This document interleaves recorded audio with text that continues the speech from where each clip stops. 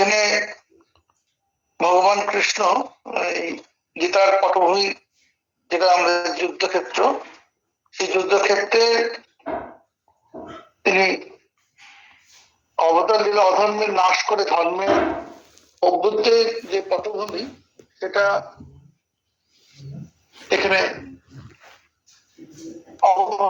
তুলে ধরেছেন।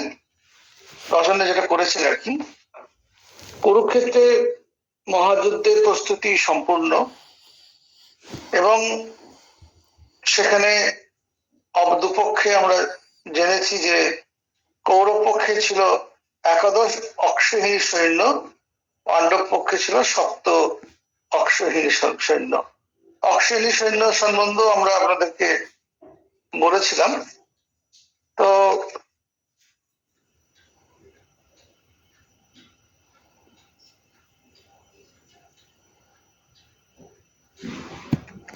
এবং অর্জুন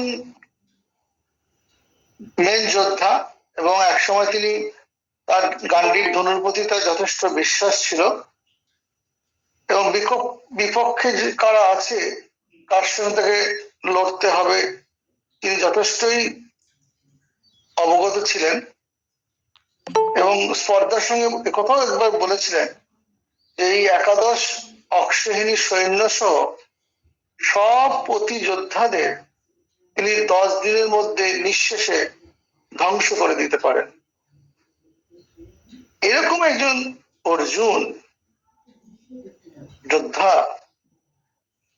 তার কি এমন ঘটলো যে একদম হাত থেকে গান্ডীব ধনুক পড়ে যাচ্ছে, মাথা ঘুরছে, নার্ভাসনেস ফিল করছে। স্বামী বিবেকানন্দজি এই ঘটনা উল্লেখ করে এক জায়গায় বলেছেন, অর্জুন এইভাবে তার বিপক্ষে প্রবল সৈন্য বহু সজ্জিত দেখে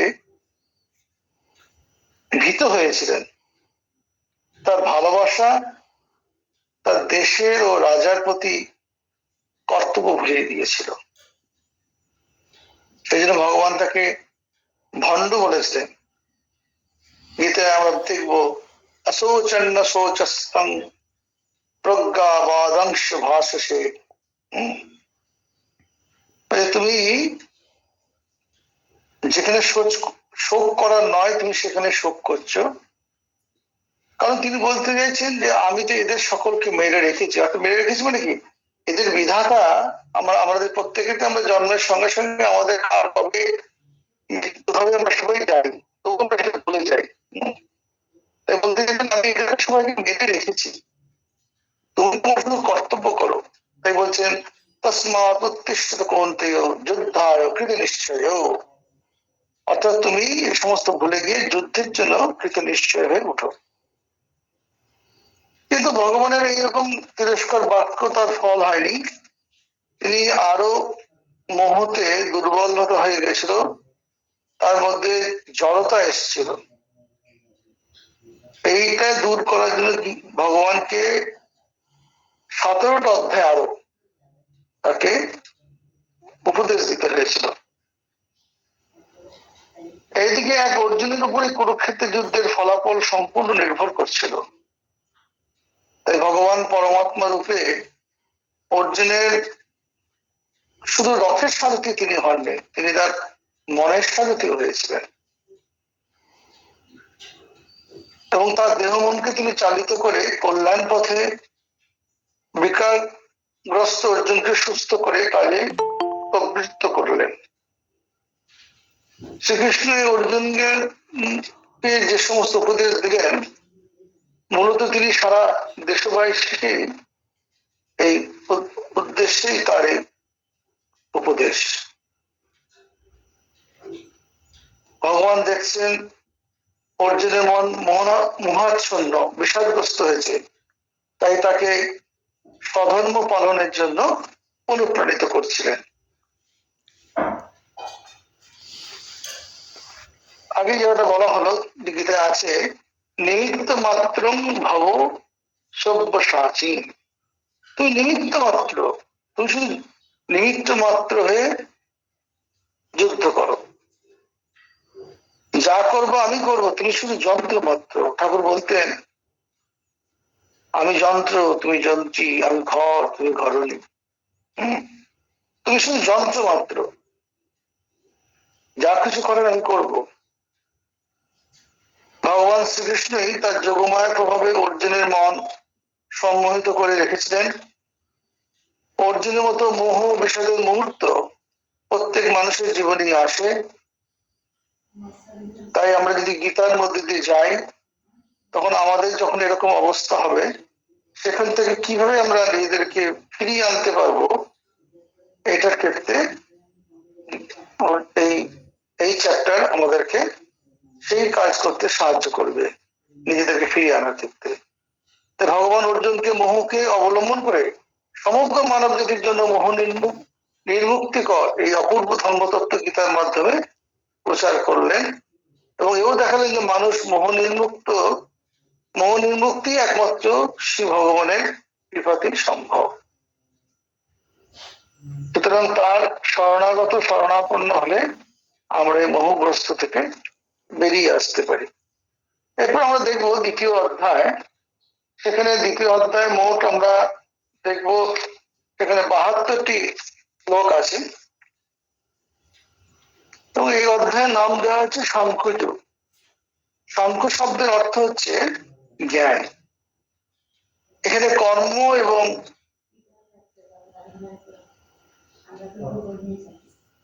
জ্ঞানের একটা সংমিশ্রণ এই চ্যাপ্টারের মধ্যে দেখবো। যদিও এর পরেই কর্মযোগ, জ্ঞান যোগ দুটি চ্যাপ্টার পৃথক পৃথক ভাবে আছে, তবু ভগবান এখানে জ্ঞান মিশ্রিত কর্ম করো, কিন্তু নিষ্কাম কর্মের কথা এখানে উপস্থাপন করছেন। যেখানে আমরা দেখবো সবশেষে আসছে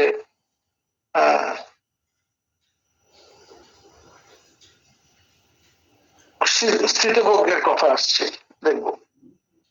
এই অধ্যায় আরম্ভ হয়েছে অর্জুনের বিষাদটাকে কিভাবে দূর করা যায় সেই উদ্দেশ্যে ভগবান উপদেশ দিচ্ছেন। ক্রমে এতে আলোচিত হবে, দেখবেন তত্ত্ব কথা, আত্মতত্ত্বের কথা। সেখানে বলছেন দেহ অনিত্য, আত্মার অমরত্বই হচ্ছে প্রকৃত অর্থ। আত্মা অমর, অজর, এই বোঝাবার জন্য ভগবান সেখানে কয়েকটি শ্লোকে আত্মতত্ত্ব উপদেশ দিয়েছেন। তারপর অর্জুনকে বোঝাচ্ছেন স্বধর্ম পালন করতে, স্বধর্মের প্রয়োজনীয়তা, ও পরে নিষ্কাম কর্মযোগের উপদেশও তিনি দিচ্ছেন কর্মযোগের সম্বন্ধে। যদি এসব উপদেশ শাস্ত্র বিচার অর্জুনকে লক্ষ্য করে করছেন, তবু সেই এখানে একই কথা আসবে, মূলত সমগ্র মানব জাতিকে তিনি এর মধ্যে দিয়ে শিক্ষা দিচ্ছেন। সমগ্র মানব জাতি যদি গীতার ঠিকভাবে করে, ফলো করে, অনুসরণ করে, তাহলে তারা উপকৃত হবে। জ্ঞান এবং কর্মের মধ্যে সর্বদা একটা বিরোধ অতি প্রাচীন কাল থেকে আমরা দেখে আসছি। দীর্ঘকাল সঞ্চিত এই বিরোধ রূপ প্রতিকৃতি,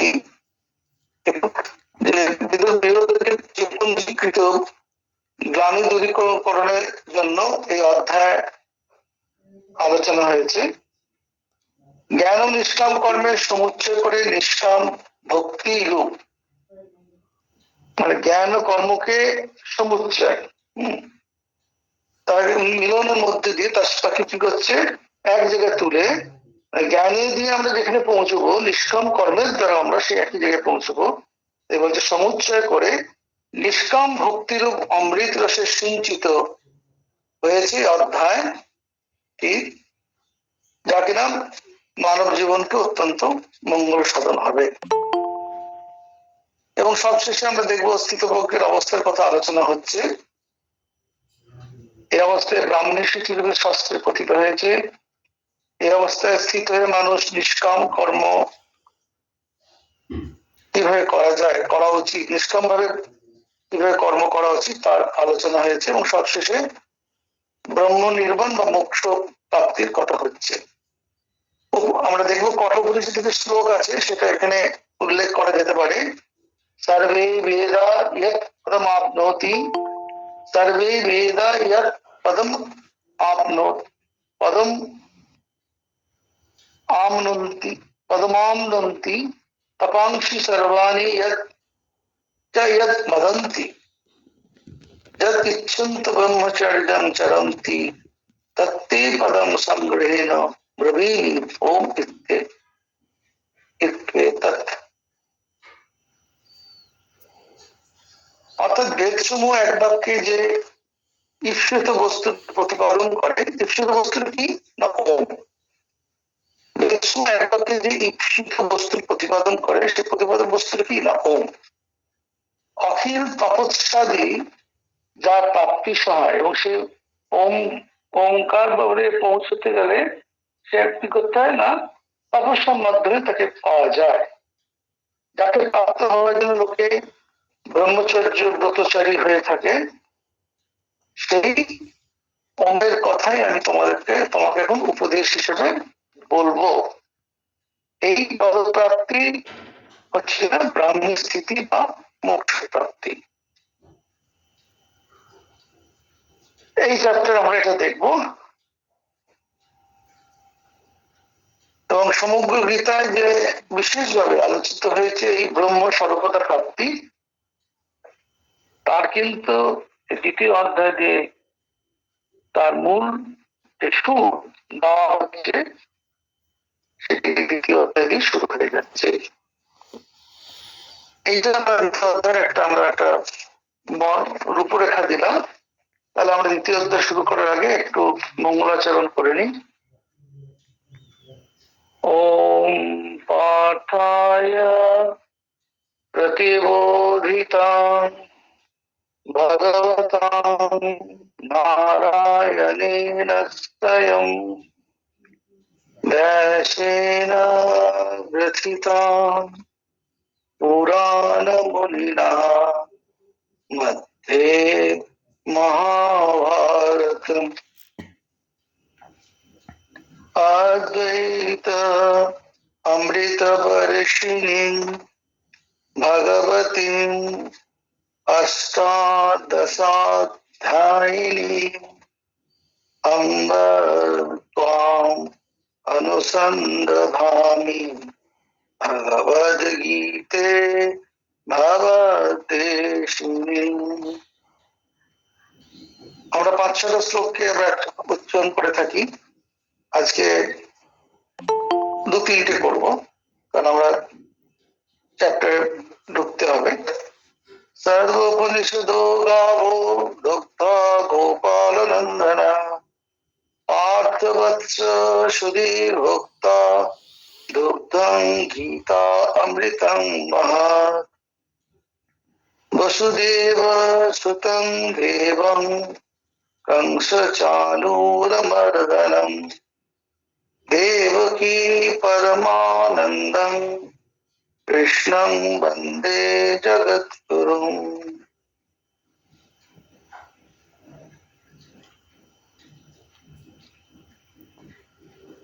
দ্বিতীয় অধ্যায় শুরু হচ্ছে সাংখ্যযোগ।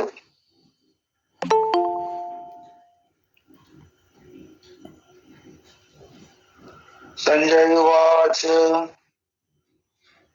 तं तथा कृपयाविष्टम् अश्रुपुण्णाकुलक्षणम् अकुल हये निशिदन्तम् इदं वाक्यम् उवाच मधुसूदनः तं तथा कृपयाविष्टम् অশ্রুপূর্ণ আকুলেক্ষণম। অ্যাকচুয়ালি ভেঙে পড়লে এরকম ভাবে অশ্রুপূর্ণ আকুল ইক্ষণম, কিন্তু বলতে গেলে তাং তথা কৃপয়াবিষ্টম অশ্রুপূর্ণাকুলেক্ষণম বিষিদন্তম ইদং বাক্যম উবাচ মধুসূদন। যতটুকু না ভাঙলে না ততটুকু ভাঙা। সঞ্জয় বলছেন যে তিনি তো তার দিব্য চক্ষু পেয়েছেন ব্যাসদেবের কাছ থেকে, তো তাই দেখতে পাচ্ছেন, বলছেন যে তখন মধুসূদন কৃপাবিষ্ট হয়ে অশ্রুপূর্ণ লোচন এবং বিষণ্ণ অর্জুনকে এই কথা বললেন। তার চোখে জল ভরে গেছে যে আত্মীয় স্বজনকে আমাকে মারতে হবে, এসব চিন্তা করে হাত পা কাঁপছে, বিষণ্ণ একদম, যেমন যারা সবাই মরে গেছে সেই যেমন হয়ে গেলে শোকাগ্রস্ত যেন হয়ে যায়, সেরকম শোকাগ্রস্ত অর্জুনকে তিনি এই কথাগুলো বলতে শুরু করেছেন।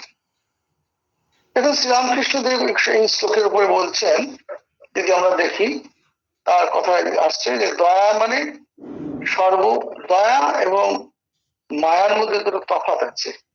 দয়া শব্দ হচ্ছে সর্বভূতে আমার হরি আছেন এই জেনে সকলকে সমান ভালোবাসা, আর মায়াটা আসে মোহ থেকে আসে, আত্মীয় বোধ থেকে আসে মায়া। তো এখানে অর্জুনের দয়া হয়নি, মায়া হয়েছিল। তাই মায়া মানে আত্মীয় মমতা, যেমন বাপ মা ভাই বোন স্ত্রী পুত্র এদের উপর ভালোবাসা এবং সমদৃষ্টি।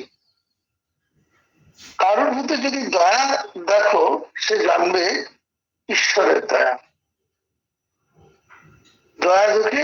দয়া থেকে কি হয় না, সর্বতে সেবা ভাব আসে। আর মায়া হচ্ছে সেটাও ঈশ্বরের, কোনটা তো এটা ইয়ে থেকে নয়, ভগবান ব্যতীত নয়, কিন্তু মায়ের দ্বারার মধ্যে শুধু আত্মীয়ের মধ্যে সীমাবদ্ধ থাকে।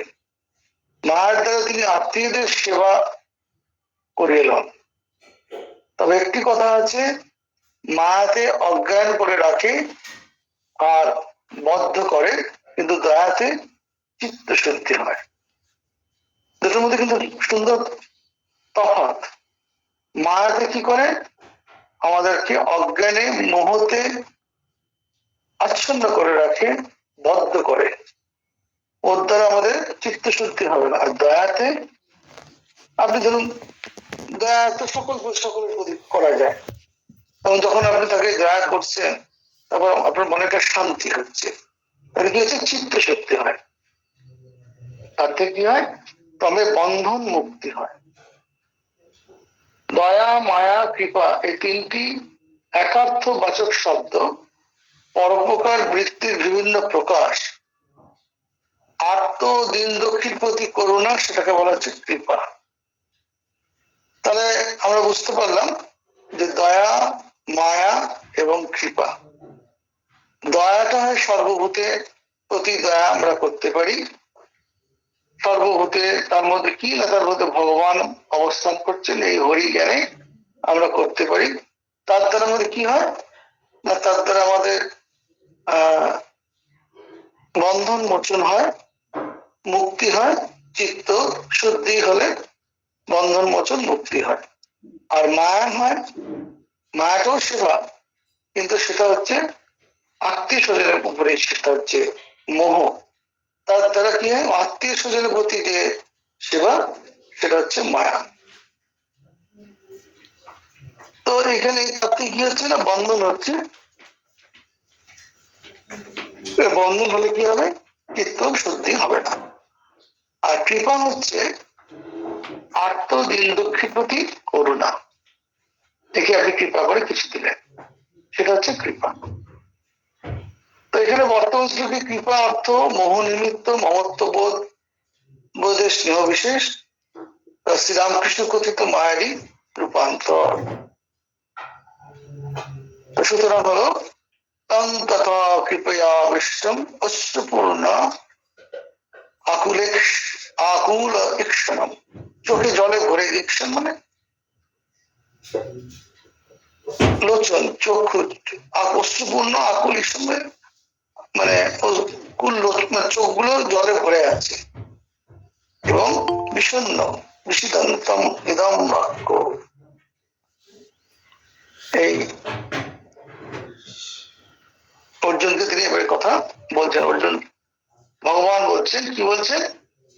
শ্রী ভগবান উবাচ কুতস্ত্বা কশ্মলম নিদং বিষমে সমুপস্থিতম অনাদৃষ্টম অসর্গম অকীর্তি করম অর্জুন।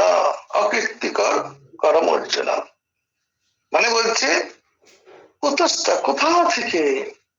ভগবান ভাবতেই পারছেন না যে অর্জুন একথা বলেছিল যে আমি একা 10 দিনে ওদের একাদশ সৈন্য, অক্ষহীন সৈন্যকে আমি একা 10 দিনের মধ্যে একা বাকি সব যত যোদ্ধা আছে সবাইকে আমি 10 দিনের মধ্যে শেষ করে দিতে পারি।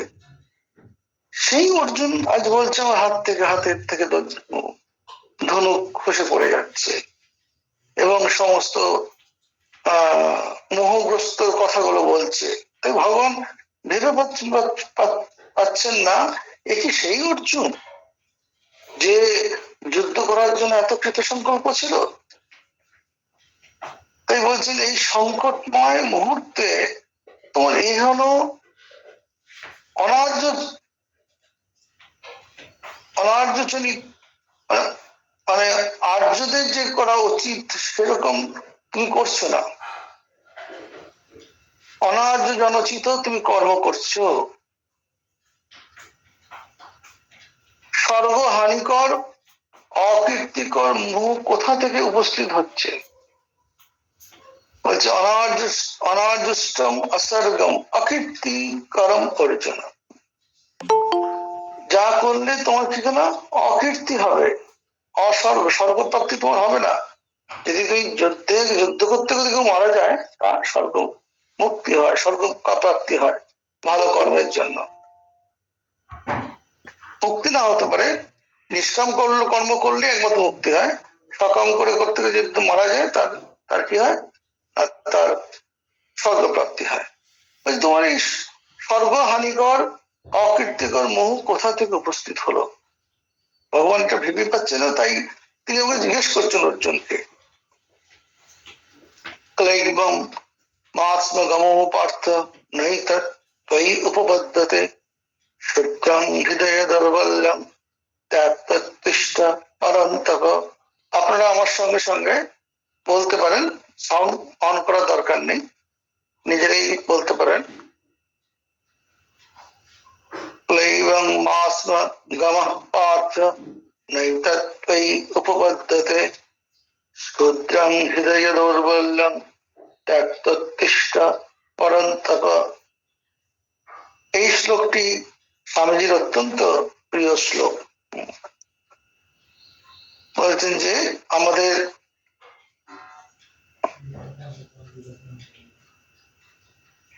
এরকম বিভিন্ন রকম কর্ম করতে গেলে অনেক সময় এরকম ভীতি উপস্থিতি হয়,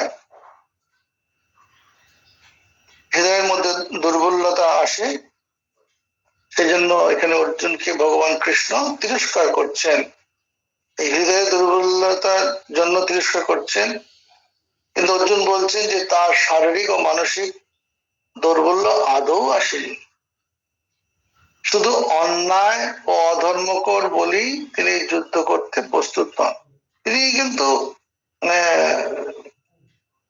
শাস্ত্র কথা বলছেন যে যুদ্ধটা হচ্ছে অন্যায়, কারণ যারা আমাদের মানুষ করেছেন তাদেরকে মেরে তাদের দ্বারা রক্ত স্নাত সিংহাসন বসাটা অন্যায়। হ্যাঁ, অর্জুন এই আত্মবিশ্লেষণ শ্রীকৃষ্ণ নির্ভুল বলে মেনে নেননি, তাই তিনি নানাভাবে বুঝে অর্জুনের মত পরিবর্তন করেছিলেন। ফলে শ্রীকৃষ্ণ যে পথে তাকে চালিত করেছিলেন তাই কল্যাণের পথ। পরবর্তীকালে অর্জুন সানন্দে সেটা মেনে নিয়েছিলেন। তাই বলছেন এখানে অর্জুনকে যে ক্লৈবং মাস্মগমো পার্থ, হে অর্জুন এইভাবে কাতর হইও না। ক্লৈবং অর্থাৎ কাতরতা, কাপুরুষতা।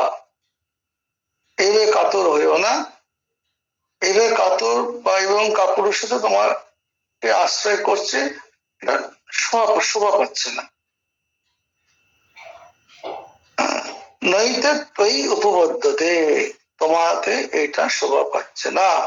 না উপবদ্ধতে মানে শোভা পায় না। তাই এই ক্ষুদ্র হৃদয়ের দুর্বলতা ত্যাগ করে যুদ্ধের জন্য কৃত সংকল্প হয়ে উঠে দাঁড়াও এই পরন্তপ অর্জুন।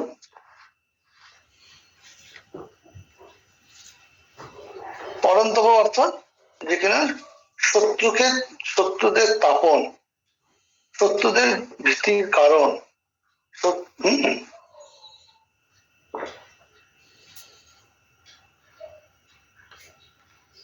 শত্রু তাপন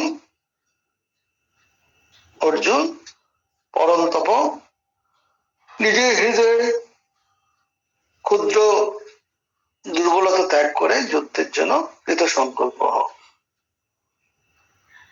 অর্জুন আবার বলছেন, কথং ভীষ্মম অহং সংখ্যে দ্রোণঞ্চ মধুসূদন ইষুভীপতি যোৎস্বামী কুজাঢ হরিসূদন গুরুन् হত্वा हि महानुभावान् श्रेयो भक्तुं भक्ष्यम् अपि इह लोके हत्वार्थ कामांस्तु गुरुन्निहैव भुञ्जीयो भोगान् रुधिरप्रदिग्धान्। অর্জুন বলছে, হে শত্রু মর্দন, হে কৃষ্ণ, ভীষ্ম দ্রোণ উভয়ই আমাদের পূজনীয়। আমি কি করে তাদের সঙ্গে সরসময়ের দ্বারা প্রতিযুদ্ধ করব, অর্থাৎ কি করে এদের যুদ্ধে আহত করব?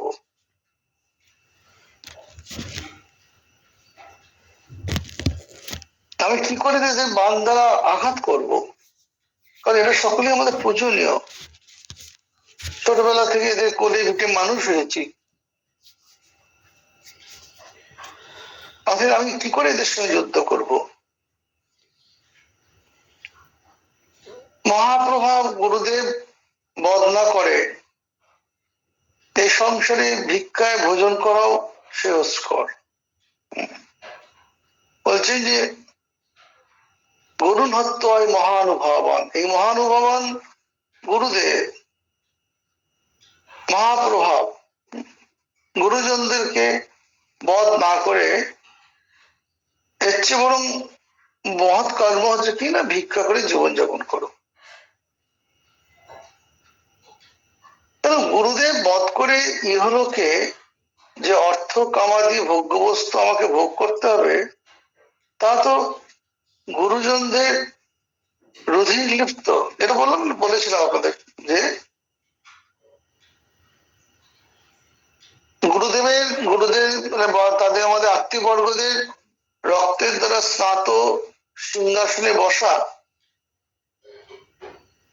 আমার বিন্দুমাত্র ইচ্ছা নেই। তার চেয়ে বরং ভিক্ষা করে যেমন জীবন বৃত্তি চালাবো, আর তাদেরকে মেরে বধ করে এই লোকে অর্থ কামাদি ভোগ্যবস্তু আমাকে ভোগ করতে হবে, তা তো আসলে তাদের রক্তে মাখাই তো সেই সম্পদ। আবার বলছেন, নচেত বিঘ্ন কতরন্ন গরিয় যদ্বা বিমেম যদি বা ন জয়ু ইয়ানেব হত্যা ন জিজীবিষাম স্তে অবস্থিতাঃ প্রমুখে ধাতরাষ্ট্রা।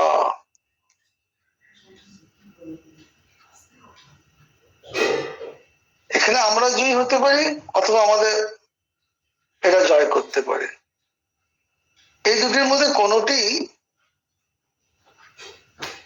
আমাদের উপর শেষ করো তা বুঝতে পারছি না। আমরাও জয়ী হতে পারি আর তারাও জয়ী হতে পারে। কারণ আমরা জয়ী হলে শ্রেয়স্কর হবে না, তারা জয় করলে শ্রেয়স্কর হবে, এই দুটো আমি ঠিক ঠিক ক্লারিফাই করতে পারছি না, বুঝতে পারছি না। যাদের বধ করে আমরা বেঁচে থাকতে ইচ্ছা করি না, সেই ধৃতরাষ্ট্র পুত্রগণই আমাদের সামনে উপস্থিত রয়েছে। তারা হয়তো বুঝতে না পারলো, আমি তো বুঝতে পারছি, তাই এদেরকে আমি কেন বধ করবো? কারণ এটা তো আমার হবে আত্মীয় বর্গ। তাই বলছেন যে যাদের বধ করে আমরা বেঁচে থাকতে ইচ্ছা করি না, কারণ আত্মীয় স্বজন মরে গেলে তার বেঁচে থেকে কি হবে, বলে না, আর এই জীবন রেখে কি হবে, সবাই তো সবকে চলে গেল। তাই বলি, যাদের বধ করে আমরা বেঁচে থাকতে ইচ্ছা করি না, সেই ধৃতরাষ্ট্রের পুত্রগণ এবং বাকি সব আত্মীয় বর্গরা আমার সামনে উপস্থিত হয়েছে যুদ্ধ করার জন্য। কার্পণ্য দোষ পাহত স্বভাব পৃচ্ছামি তাং ধর্ম সম্মূঢ়চেতা যশ্রেয়স্যাৎ নিশ্চিতং গৃহীতং মে শিষ্যস্তে আহং সাধিমাং তাং প্রপন্নম।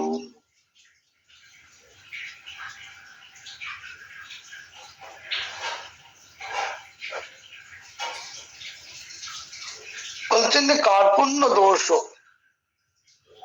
উপহত স্বভাব, বলছে কার্পণ্য বা দৈন্য দোষে অভিভূত স্বভাব,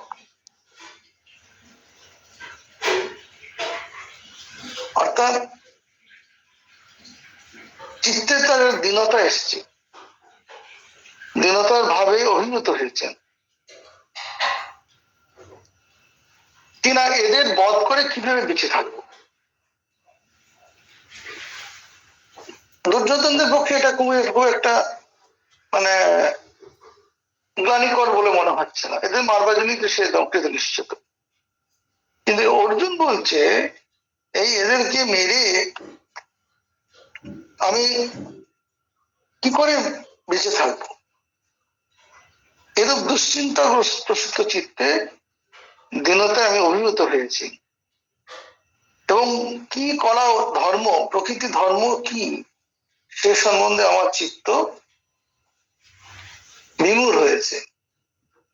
মানে আমি সঠিক সিদ্ধান্ত নিতে পারছি না, কোনটা করা উচিত কোনটা করা উচিত না। যশ্রেয় সব নিশ্চিতং গৃহীতং মে শিষ্যস্তে অহং সাধিমাং তাং প্রপন্নম। তাই আমি শিষ্য রূপে আপনার কাছে এসেছি, শরণাগত হয়েছি, আমাকে যথাযথ উপদেশ দিন।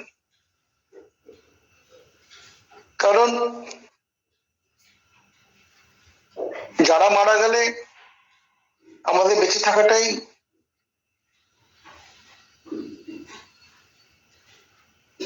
সার্থকতা নেই, সেই তারাই দেখছি আমার উপর অপরেন্ট হিসেবে যুদ্ধ করতে এসেছে, এবং এদেরকে আমি কিভাবে মেরে বেঁচে থাকবো এই বিষয়ে আমার একটা চিত্তের মধ্যে একটা দীনতা ভাব এসেছে, দুর্বলতা এসেছে, একটা দীনতা ভাবে অভিভূত হয়ে যাচ্ছি। আমার কি করা উচিত কি করা উচিত না, প্রকৃত ধর্ম কি সেটা আমি আমার কাছে স্পষ্ট নয়। তাই আমি আপনার কাছে আমার যেটা করলে ভালো হয় তা নিশ্চিত করে আমাকে বলুন আপনি। সাধি মাং তাং প্রপন্নম। এই সাধি মাং তাং প্রপন্নম মানে হচ্ছে উপদেশ করুন, সাধি উপদেশ দাও।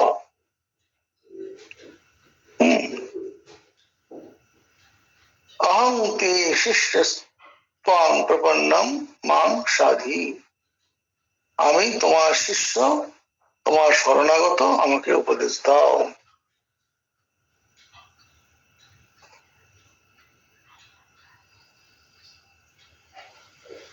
তারপর আবার বলছেন নাহি প্রভস্বামী মমাপনত্বৎ যৎশোকম উৎশোষণম ইন্দ্রিয়াণাম অবভূমা বসপত্নং বৃদ্ধং রাজ্যং সুরানাম অপিচাধিপত্যম।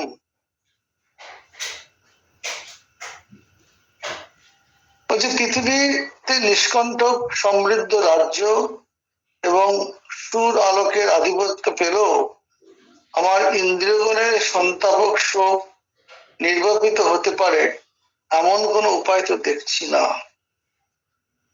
কারণ তার ইন্দ্রিয়গুলো শোকে আচ্ছন্ন হয়ে আছে। কি না, এই গুরুদেরকে মেরে আমি রাজ্য ভোগ করব, আনন্দে থাকবো, এটা আমি মেনে নিতে পারছি না। তাই পৃথিবীতে নিষ্কণ্ঠ মানে আমার বিপক্ষে কেউ নেই, একাই রাজা, একাই রাজত্ব করছে, আমাকে তাপ দেওয়ার মতন কেউ বিপক্ষে নেই। সেই নিষ্কণ্টক সমৃদ্ধ রাজ্য সুর আলোক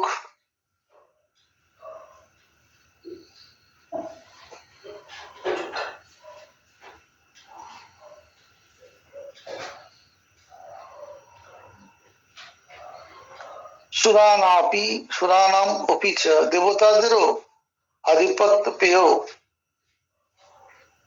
সুর বলতে গেলে অসুর সুর, অর্থাৎ দেবতাদের আধিপত্য পেয়েও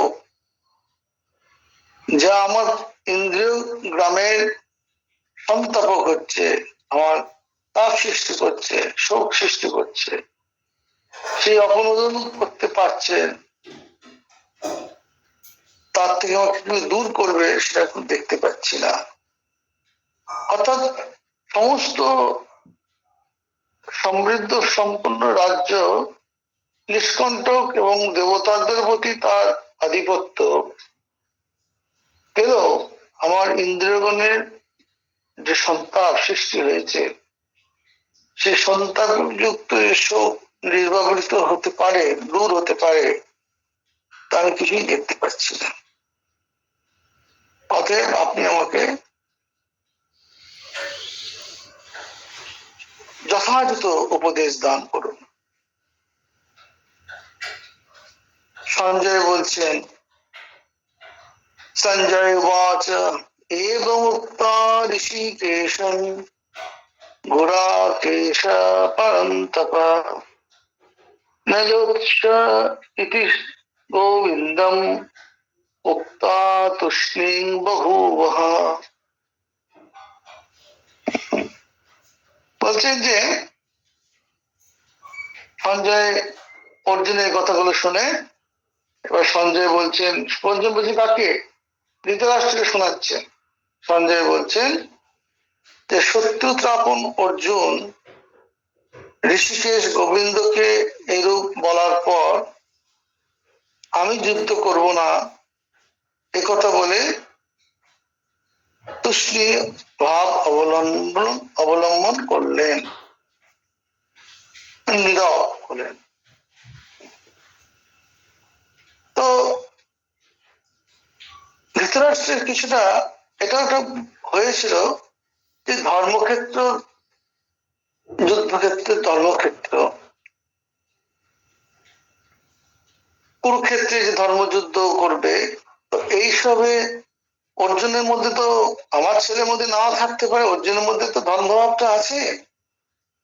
যদি সে বলে আমার আর যুদ্ধ করার দরকার নেই, তার মধ্যে যদি এই ভাবটা জাগ্রত হয়, না বড়দেরকে মেরে আমি যুদ্ধ করতে চাইছি না, যুদ্ধ থাক, তাই খুব উৎসাহের সঙ্গে জিজ্ঞাসা করেছিলেন যে ধর্মক্ষেত্র কুরুক্ষেত্রে আমার ছেলেরা এবং পাণ্ডুর ছেলেরা মিলে কি করছে আমাকে বলো। অর্জুন কি বলে ফেলছে যে আমি আর যুদ্ধ করবো না? এবং অর্জুনের এই যে বিষাদগ্রস্ত হওয়াটা বলে আমার তো মনে হয় ধৃতরাষ্ট্র খুব রিয়ালিশ করেছে। যাক বাবা, আমার ছেলেগুলো তো তাহলে, অর্জুন যদি যুদ্ধ করে দিয়ে ছেলেগুলো তো মরবে সব, এটা তার, তিনি পরিষ্কার তার ধারণা ছিল। অর্জুন যখন এরকম বলেছে তিনি নিশ্চিন্ত। তাই তাই এখানে সঞ্জয় বলছেন শত্রু তখন অর্জুন ঋষিকেশ এবং মুক্ত ঋষিকেশ গুড়াকেশ পরন্তপ। গুড়াকেশ বলে আগের দিন আমরা আলোচনা করেছি, তিনি শত্রুদের তাপের কারণ। শত্রু তখন অর্জুন, পরন্তপ, গুড়াকেশ, যার কেশ, গুড়াকেশের অর্থ ওখানে দুরকম ছিল, যে যিনি রিপু নিদ্রাকে জয় করেছেন, বা যার কেশগুলি কুকরানো।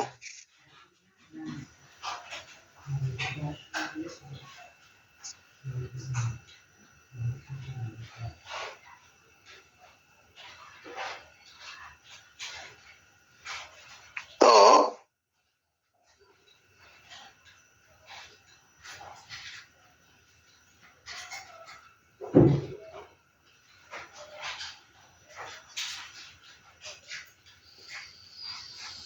গুড়াকেশ অর্থাৎ নিদ্রা, আলস্য, তমভাব যিনি জয় করেছেন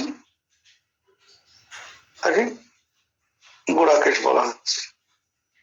আরেক জায়গাটা পেয়েছিলাম, যাই হোক। তো সেই যিনি শত্রুত্থাপন অর্জুন কি না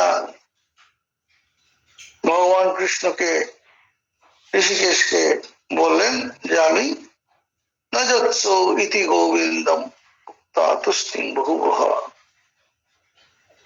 তুষ্টিং বহুবহ মানে নীরব হলেন, এ না না যৎস আমি যুদ্ধ করব না, এই কথা বলে তিনি নীরব হলেন। তম উবাচ ঋষিকেশ প্রহসন্ন ইব ভারত সেনয়োর্ভয়ের মধ্যে বিসিদন্তম ইদং বচ।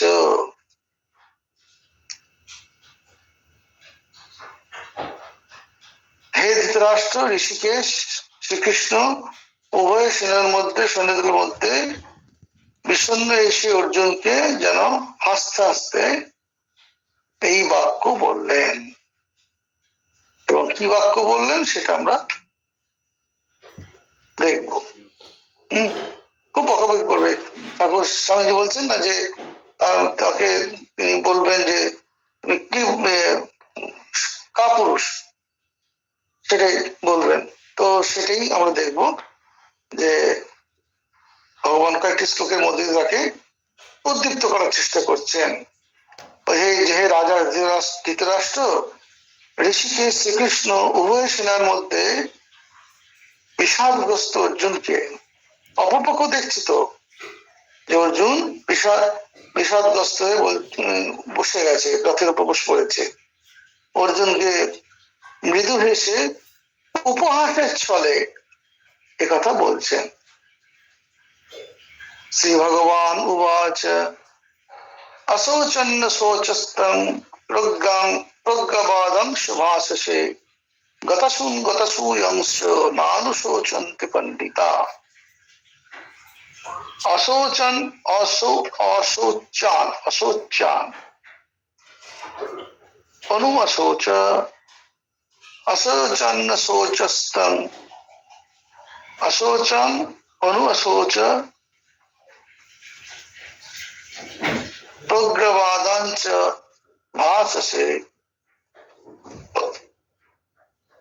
গতসূয়ংশ নানুশোচন্তি পণ্ডিতা। যাদের জন্য তুমি এই শোক করছো, শোক করার কোনো কারণ নেই। তুমি এদের বড় বড় জ্ঞানের কথা বলছো, আর যাদের জন্য শোক করা উচিত নয়, কারণ নয়, তুমি তাদের জন্য শোক করছো।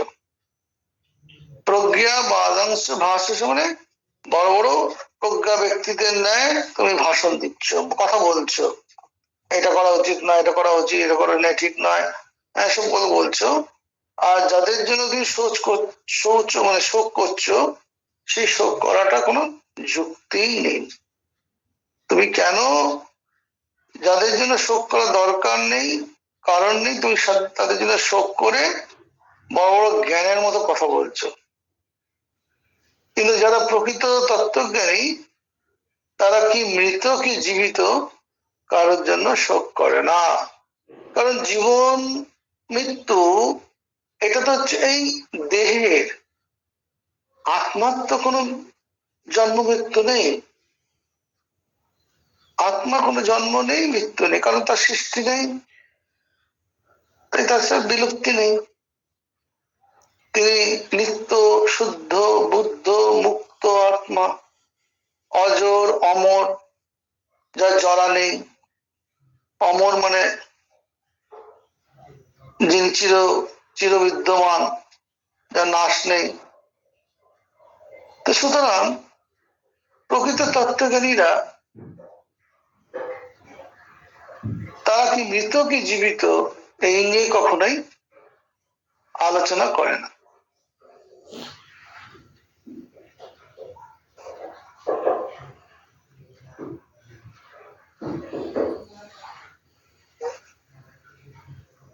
न तेवाहं जातु नाशं न तन्नेमे जनाधिपः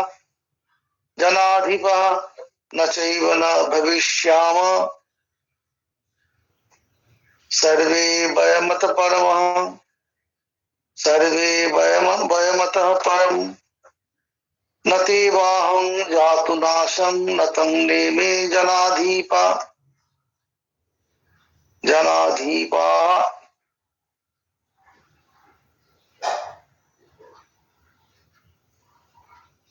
আমি পূর্বে ছিলাম না বা তুমি ছিলে না বা এই নৃপতিগণ ছিলেন না এমনও নয়, আর পরে যে আমরা সকলে থাকবো না তাও নয়। নতে বাহম জাতু নাশম, শ্লোকটা মন দিয়ে শুনবেন। আহম জাতু আমি কদাচিৎ, নতু এব আসম ছিলাম না, নতু এব আসম নতে বাহম জাতু নাশম, আমি কখনই ছিলাম না এরকম নয়। নতম নেমে জনাধিপা, জনাধিপা মানে এই রাজগণ, না তুমি না এই রাজগণ এরাও ছিলেন না এটা নয়, এবং ভবিষ্যতে এরা থাকবে না এটাও নয়। তো অর্থাৎ পরম এরপরেও সর্বে সকলে আমরা বয়ম মানে আমরা না ভবিষ্যাম থাকবো না এটাও নয়, অর্থাৎ আত্মরূপে আমরা সবাই বিদ্যমান থাকবো। এই দেহটা যেতে পারে কিন্তু আত্মার তো বিলুপ্তি নেই, তাই বলছেন আমরা মৃত্যুর পরে তুমিও থাক, যদি যুদ্ধ বলছো এই যারা বলছো যাদের যুদ্ধ তারা যদি মারা যায় কি হবে, তারাও থাকবে। আমি সুতরাং আগে তুমিও ছিলে আমিও ছিলাম, এরাও ছিল, পরেও তুমি আমি থাকবো এরাও থাকবে। অর্থাৎ আবার যদি মারা যায় নতুন জন্ম নেবে, ফিরে আসবে যতদিন না মুক্তি হচ্ছে। সুতরাং নেক্সট লোকে বলছেন দেহেন अस्मिन् যথা দেহে কৌমারং যৌবনং জরা তথা দেহান্তর প্রাপ্তি ধীরস্তত্র ন মুহ্যতি। বলছে দেহে, এই দেহের মধ্যে যেমন কি হয়, প্রথমে জন্মগ্রহণ করলো, তারপরে আস্তে আস্তে বড় হচ্ছে, কুমার কুমার কুমার কুমার হলো, তারপর যৌবন ফিরে আসছে, যৌবন আসছে, তারপর যৌবন হতে হতে জরাগ্রস্ত হয়ে যাচ্ছে। তেমনি এটাও দেহান্ত প্রাপ্ত। সুতরাং এই দেহে নাশের ব্যাপারে ধীর মানে কি, যারা ধীর ব্যক্তি অর্থাৎ যারা জ্ঞানী ব্যক্তি তত্র ন মুহ্যতি, তারা কখনো মুহ্যমান হন না, ভেঙে পড়েন না। যারা জ্ঞানী তারা এই দেহটার নাশের সঙ্গে সঙ্গে তারা ভেঙে পড়েন না। তাদের ইচ্ছা মতো তারা কি করে, উত্তরাখণ্ডের এখনকার দিনে তো রামকৃষ্ণ মিশন অনেক হাসপাতাল বা অন্যান্য মিশনের দিকে আরো অনেকেই করেছে, যে তখনকার দিনে এসব ছিল না, তাই তখন যারা জরাগ্রস্ত হতো তারা কি করতেন, তারা তো ব্রহ্মজ্ঞানী হয়ে যেতেন, তখন তারা ইচ্ছা মাত্র শরীরটাকে সাপ যেমন খোলস ত্যাগ করে তারা এই দেহটাকে ছুঁড়ে ফেলে দিত। কারণ তারা জানে এই দেহটার তো কোনো ইয়ে নেই, এই দেহটা দিয়ে আমাকে ব্রহ্মপ্রাপ্তি করতে সাহায্য করেছে, ব্যাস এইটুকুই, এবার এটা ফেলে দিই, আমি তো নিজে আত্মা, আমার তো মৃত্যু হচ্ছে না। তাই বলছেন তথা দেহান্তর প্রাপ্তি ধীর তত্র না মুহ্যতি, বলছেন যে দেহান্ত প্রাপ্তি হলে অন্য দেহ, এই এক দেহ থেকে অন্য দেহ তাতে জ্ঞানী ব্যক্তিগণ মোহগ্রস্ত বা মোহপ্রাপ্ত হন না। যেমন দেহাদি মাতৃদেহে কুমার যৌবন ও জরা কালো প্রভাবে ক্রমে উপস্থিত হয়, তেমনি কালের গতিতে দেহান্তর প্রাপ্তিও হয়। তবে এই অবস্থান্তর প্রাপ্তির জন্য জ্ঞানীগণ মোহগ্রস্ত হন না। কারণ পঞ্চ জ্ঞানেন্দ্রিয় যে কি হচ্ছে না,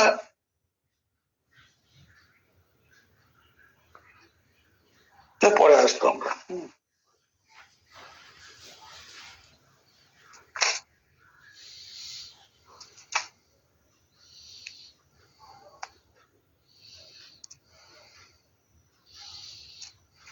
আমরা আজকে এই 13টা বা 12টা শ্লোক পর্যন্ত রাখছি, 13তে আবার শুরু করব।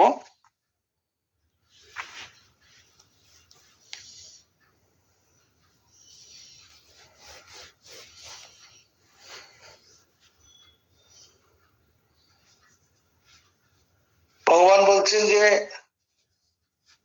যাদের জন্য শোক করা উচিত নয় তাদের জন্য শোক করছো, আবার পণ্ডিতের মতো কথা বলছো। পণ্ডিত বলতে এখানে আত্মজ্ঞদের বোঝানো হচ্ছে শোকের অযোগ্য কারা না, ভীষ্ম দ্রোণাদি, কারণ এটাই তো যুদ্ধ করবে বলেছিল। ভীষ্ম দ্রোণ সৎ মানুষ, মরে গেলে তারা ঊর্ধ্বলোক জায়গায় যাবেন, আর তারা অতি বৃদ্ধ, সুতরাং তাদের মরণে শোক করা কোনোই বৃথা। আর যদি তাদের আত্মগ্রুপে বুঝে থাকো তাহলে তাদের মৃত্যু নেই বলে অসহ্য। আদি পর্বে দুর্যোধনাদিকে ধরা হলে তারা পাপকারী, তাদের ধ্বংস করে ক্ষত্রিয় ধর্ম, সুতরাং তাদের মৃত্যুতে শোক করা অনুচিত, অধর্ম। আত্মজ্ঞরা এই তত্ত্ব জানেন যে এই সকল শরীর মন অধ্যস্ত মিথ্যা বস্তু, মিথ্যা। কারণ যেটা যা নয় সেইভাবে প্রতিপাদ্য হলে তাকে বলে মিথ্যা বলা হয়, অবিদ্যা। তাই তারা এ সকলের জন্য শোক করেন না, কারা? জ্ঞানীরা। অতএব অর্জুনকে যে শোক করছে এটা অযৌক্তিক, অযথার্থ। পণ্ডিত শব্দের অর্থ হলো না পণ্ডা, অর্থাৎ আত্মবিষয়ক বুদ্ধি যাদের আছে তারা হলো পণ্ডিত। পণ্ডা মানে হচ্ছে যাদের আত্মজ্ঞানের বিষয়ে ঠিক ঠিক জ্ঞান আছে, তাদেরকে বলা হয় পণ্ডিত। আমরা পণ্ডিত বললে যে ভাবতে হবে যে তিনি অনেক নয়, যার আত্মজ্ঞান হয়ে আত্মবিষয়ক জ্ঞান আছে তিনি হচ্ছেন প্রকৃত পণ্ডিত। এই যারা পূজা পাঠ করছেন সেগুলো সেটা তারা নয়, তারা তো নিত্য নৈমিত্তিক কর্ম করছেন, পূজা পাঠ করছে, কিন্তু আত্মজ্ঞান যাদের লাভ হয়েছে তারা প্রকৃত যথার্থ পণ্ডিত। অর্থাৎ তারা এই মিথ্যা বস্তু নিয়ে তারা কখনোই বিচলিত হন না, মনের সাম্য অবস্থাকে নষ্ট হতে দেন না। এই ভগবত বাক্য থেকে গীতা শুরু।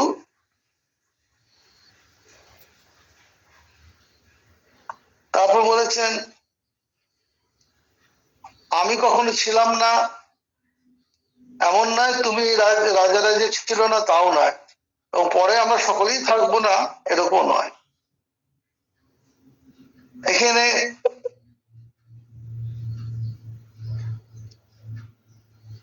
আরেকটা আছে, দেহীর এই দেহে যেমন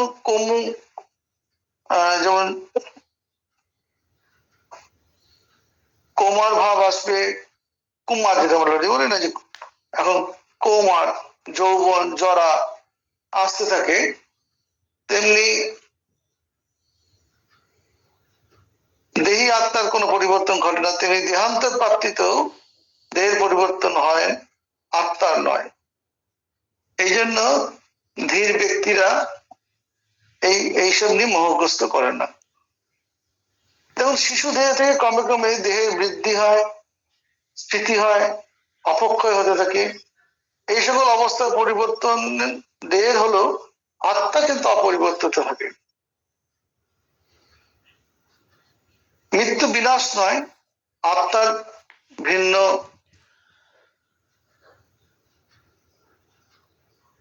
নতুন দেহ ধারণ মাত্র, একটা অবস্থার পরিবর্তন, এই জন্য শোক করা উচিত নয়। এগুলো ভগবান বললেন আর কি। আমরা সামনের দিনে 13 নম্বর চ্যাপ্টার থেকে শুরু করব। তাহলে আজকে যে 12টি শ্লোক আমরা পড়লাম, আমরা একবার বলিনি। হচ্ছে अथ द्वितीयोऽध्यायः साङ्ख्ययोगः। सञ्जय उवाच तं तथा कृपयाविष्टम् अष्टपूर्णकलक्षणम् विषिदन्तम् इदं वाक्यम् उवाच मधुसूदन। श्रीभगवानुवाच कुतस्ताकश्मलम् इदं विषमे समुपस्थितम् अनाजुष्टम् असर्गम् अकीर्तिं परमोऽर्जुन। क्लैवमास्मगमो पार्थ नैतत्त्वयि उपपद्यते। शुद्धं हृदय दौर्बल्यं त्यक्ततिष्ठ परन्तप। अर्जुन उवाच कथं भीष्ममहं सङ्ख्ये द्रोणं च मधुसूदन। इषुभिः प्रतिजोत्स्वामि पूजार्ह हरिसूदन।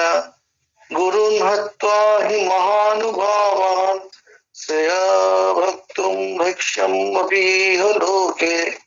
हत्वार्थकामांस्तु गुरुन्निहैव भञ्जीय भोगान् रुधिरप्रदिग्ध्वान्। न चैतद्विघ्नो कतरन्न गरीयो यद्वा जयेम यदि वा न वयेयुः। यानेव हत्वा न जिजीविषाम ते अवस्थिताः प्रमुखे धार्तराष्ट्रा। कार्पण्यदोषोपहतो स्वभावो विश्वामितं धर्मसम्मूढचेतः। यस्यैतत् निश्चितं गृहीतन्मे विश्वस्ते अहं साधीमां तं प्रपन्नम्। न हि प्रपश्यामि ममापुरद्वात् यशोकलम् शोषणम् इन्द्रियाणाम् अवाप्तभूमा वसपत्तं हृद्यं राज्यं सुराणाम् अपि चाधिपत्यम्। संजय उवाच एवमुक्ता ऋषिकेशं गुडाकेश परन्तप। न योत्स्य इति गोविन्दम् उक्ता तूष्णीं बहुवः। तम् उवाच ऋषिकेश प्रहसन्नाम् इव भारत। सेनयोरुभयोर्मध्ये विषिदन्तम् इदं वचः। श्रीभगवानुवाच अशोचन्न शोचस्तं प्रज्ञवादं शुभाशसे। अशोचन्न शोचस्तं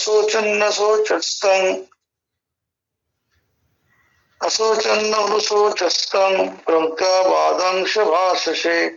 गतसूयंश्च नानुशोचन्ति पंडिताः। अशोचन्ननुशोचस्तं प्रज्ञावादं शुभाशसे। गतसूयंश्च नानुशोचन्ति पंडिताः। न ते वाहं जातु नाशं न तं नेमे जनाधिपा। न चैव न भविष्यामः सर्वे वयमतः परमः। न चैव न भविष्यामः सर्वे वयमतः परम सर्वे वयमतः परम। তাই 12টা শ্লোক রইল। আপনাদের যদি কারো কিছু প্রশ্ন থাকে আপনারা লিখে টেকে রাখবেন বা করবেন। আমরা আগের দিন জিজ্ঞাসা করব, তারপরে আমরা পরবর্তী 13 থেকে শুরু করবো আবার। আজকে এখানে শেষ করি। ওম